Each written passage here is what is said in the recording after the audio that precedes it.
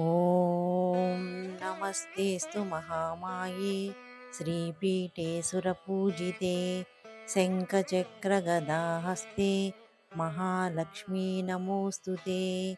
नमस्ते गरुडारूढे डोलासुरभयङ्करी सर्वपापहरे देवी महालक्ष्मी नमोऽस्तु ते। सर्वज्ञे सर्ववरदे सर्वदुष्टभयङ्करी सर्वदुःखहरे देवी महालक्ष्मी नमोऽस्तु ते। सिद्धिबुद्धिप्रदे देवी भुक्तिमुक्तिप्रदायिनी मन्त्रमूर्ते सदा देवी महालक्ष्मी नमोऽस्तु ते। आद्यन्तरहिते देवी आदिशक्तिमहेश्वरी योगज्ञे योगसम्भूते महालक्ष्मी नमोऽस्तु ते।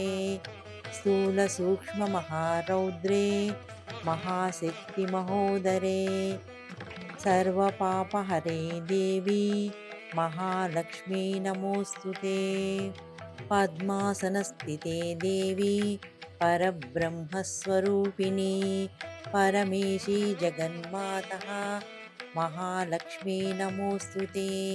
श्वेताम्बरधरे देवी नानालङ्कारभूषिते जगस्थिते जगन्मातः महालक्ष्मी नमोऽस्तु ते।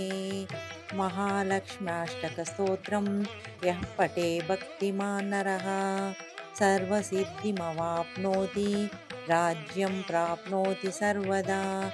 एककाले पठे नित्यं महापापविनाशनं द्विकालं यः पठे नित्यं धनधान्यसमन्वितः त्रिकालं यः पठे नित्यं महाशत्रुविनाशनं महालक्ष्मीर्भवे नित्यं प्रसन्ना वरदा शुभा।